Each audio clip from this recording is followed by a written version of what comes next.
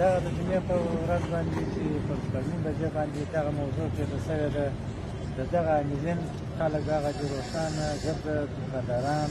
حتی په رڼا ورځ دا کار تېر شوی دی هر خلک هغه دي ګرځي ما زه د دې لپاره واستوی چې دی د ماموریت معاون و دی د سهاره څخه په د جمعې په ورځ رخصت و راغلی و کور ته د شپې تر 11 بجو پورې په خپل کور کې و د دې شاهدان په هر ځای کې غواړي دغه مېلمانه هم شاهدان دي نور خلک هم شاهدان دي چې دی هلته و دی په دا بله ورځ د دې لپاره واستوي چې سبا څه دا څنګه موضوع ده په دې کې به ته معلومات ورکړې دی پسې کښېنوه ګرده موضوعات یې وده ته ور واړول هغه حاملین د کار یو نیک محمد نومیږي په نظم عامه کې ضابط دی دا یو کال کېږي په دې عرضه کې خدمتي کار کوي دوه کسه یې په دې څه دغه ماموریت ته د ځان سره مدیر کړي دي پر اوله فواره باندې ښځه په زور اتا کړې ده په دې موږ سترګې نشو پټولی دا کار تېر شوی دی دا کار یې کړی دی مګر دا موږ دا وایي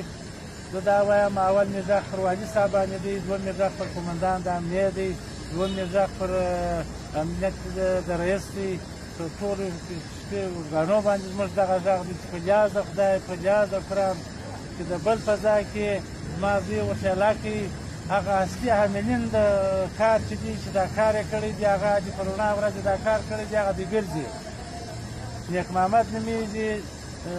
د نظم عامې څخه دغه دی او دلته خدمتي کار کوي دا کار یې کړی دی هغه فرار کړی دی تلیفونونه یې بند کړي دي هغه څوک نه ګري او هغه عسکر هغه دي چې هغه عسکر هغه دي موجود دي نو دغه زما خواست دغه کسبي ارګانو زما دا خواست چې په لیاز د خدای هغه اصلي عاملین دي دا زما دوی سبا یې لاسې هم یې زه نه پرېږدم دا موضوع تر هغه وخته چې تر عین تر پایتخته پورې ځم هم یې نه پرېږدم زه خپل افسر یم زه خپله اوس هم برحاله یم ما د لوی ولسوالیو کې وظیفه اجرا کړې ده دا د لږي د اوسي ما نه وکړه زما اولاد بیا څنګه کوي د غورک ولسوالي مې کړې ده قومندان د ولسوالۍ وم د خاکریز د ولسوالۍ قومندان وم د افغانستان د ولسوالۍ قومندان یم اوس سالنه برحاله یم په احتیاط کې ورکړی یم زما زوی د حقوقو څخه فارغه کېږي یو سنتر ورته پاته دی دی به دا کار څنګه کوي او دوهم په هر ځای کې چې غواړي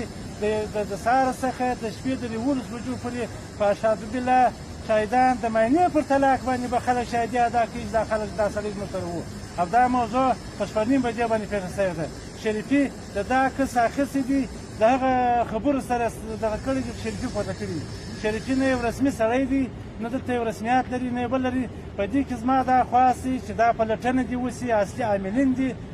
د قانون منګولو ته وسپارل شي که ونه سپارل شي تر کابله هم نه پرېږدم تر یوه ځایه نه پرېږدم دا خلک باید ګرفتاره شي دا خلک باید د قانون منګولو ته وسپارل شي ولې زموږ په عزت یې بازۍ وکړې موږ عزت یې را خراب کړي موږ ډېر یو پدري خلک یو خانداني خلک دا نیم کندهار موږ پېژني موږ د یخان د کوڅې یو موږ داسې فاتو خلک نه یو موږ عزت یې را خراب کړي دا خلک زه غواړم چې په هر دغه باندې زه دا غواړم دا خلک باید ګرفتاره شي د قانون منګول ته وسپارل شي دا زموږ حق دی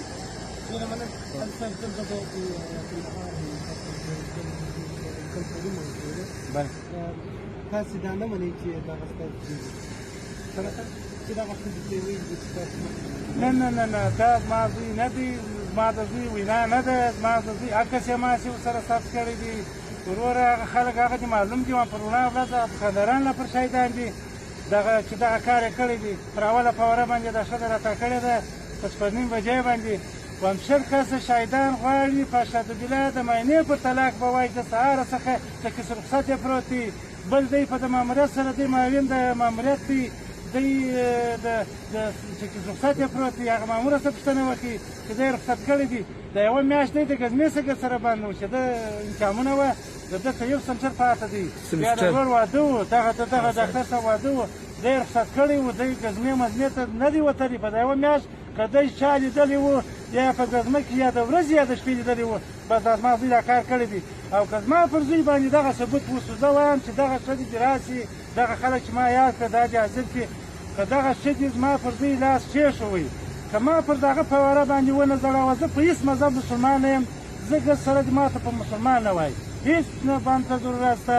زه یې داموم څه که د ژوند که ده زما ته وکړه زه مسلمان ګز سره نه یم